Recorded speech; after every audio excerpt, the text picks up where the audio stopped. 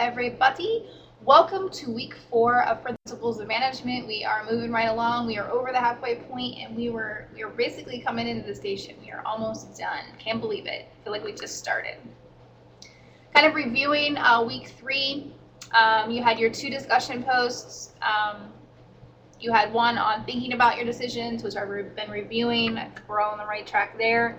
Your strategic plans, we've been doing well. Don't forget your quiz and live lecture. Those are both due Friday at midnight. And then, of course, your SWOT analysis assignment for the week. So moving into week 4, we're going to start talking about organizing and managing human resources. So this is really more of that leadership component of those functions of management. So how are we organizing? How are we managing our human element within our organizations? So you're going to make sure you want to read chapters 3 and 4 if you haven't done so already. You have the HRM chapters 2 and 10 and strategic chapters 6 and 8. I know it's a lot. I think some of them we've covered, but unfortunately we do have to cover them again. You have a written assignment on career readiness. This is part 1. And then, of course, your 2 discussions. You have one on matrix structures and then one on management's future. And then, of course, your live lecture and your quiz. So this week's objectives are a lot. We want to connect the organizing functions with company success and departmentalizations for specific companies. Explain the basic principles of job design and kind of how that plays into structure and configuration within an organization.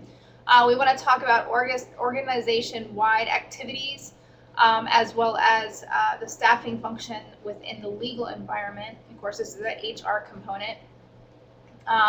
Further talk about job design, effective hiring, compensation policies, and staffing activities. Identifying the dimensions of basically strategic HR planning, including environmental scanning, labor market analysis and forecasting, internal analysis and forecasting, gap analysis, HR plan and strategy development, as well as HR strategy implementation and assessments. Really look how this strategic HR planning within various organizations can be challenging as far as meeting the opportunities, the succession, career planning. Some do that internally within the HR departments. Larger companies like IBM, Microsoft, actually their HR departments actually help career planning for a lot of their employees. As well as we have to look at kind of what happens within organizations through mergers, acquisitions, outsourcing, and downsizing. We need to look at HRM and the development of human resource management, or HRM, through organizational activities in an organization, and really what potential changes and developments that could influence that field for the future. So this is what we are talking about this week. So kind of to go along with this, career planning, you guys are all going to school for potential different positions or different careers or a career, something more than you've done before or something different than what you've done before. So basically for the written assignment this week, you're really going to be doing 2 parts. You're really creating, if you have a resume already, I would say that's probably the easiest thing to use. But you're going to be creating or providing your resume to me. You can use Optimal Resume. If you already have one created, just send me that in the Word document. If you don't, then you can use Optimal Resume to kind of help you create one. But you need to create and make sure you have these 3 things checked off. So if you already have a resume completed, just make sure you have these things listed. So you might have to do some tweaking to your resume. But you need to create a skills inventory. And then you also need to create a proficiency list for your particular career. I'm not really that picky if you list your skills and your proficiency on those skills in one thing, or if you do 2 separate things. I think for the purposes of the assignment, if you don't have one created but you have a resume and you have some skills inventory listed, make sure you've looked at that and then add that proficiency to it. What I mean by a proficiency list is, are you immediate in that? Are you a beginner? Or are you advanced? It's typically the three areas that you're looking at. So if you've listed things like Microsoft Office, are you advanced? Are you intermediate? Are you a beginner within Microsoft Office? I wouldn't specifically say that for Microsoft Office, you would need to list out Word and Excel and all that. It would be pretty much standard that if you say Microsoft Office, you are proficient in, or you list your proficiency in each one. You don't need to. It's pretty much a given in the industry that if you know Microsoft Office, that includes the entire suite.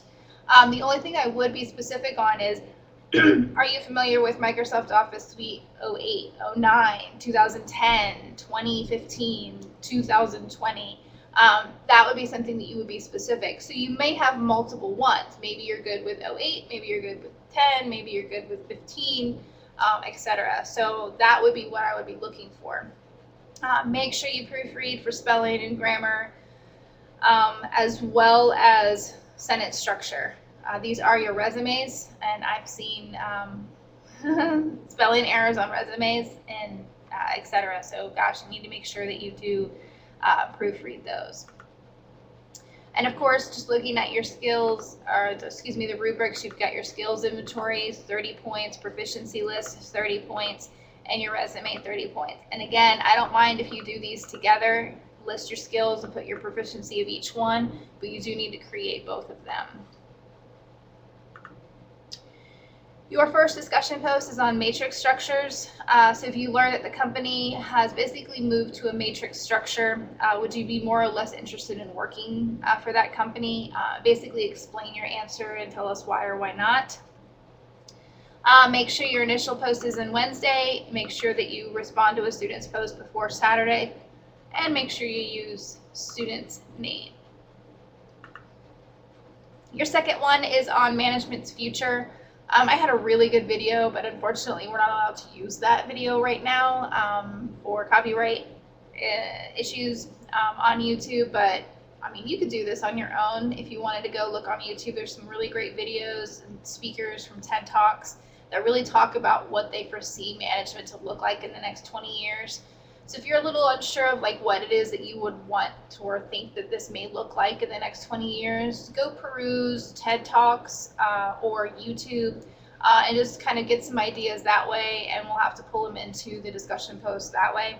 And then of course, after you've kind of come up with some of those conceptual ideas of what you think that the future of management will look like, how can you prepare for those particular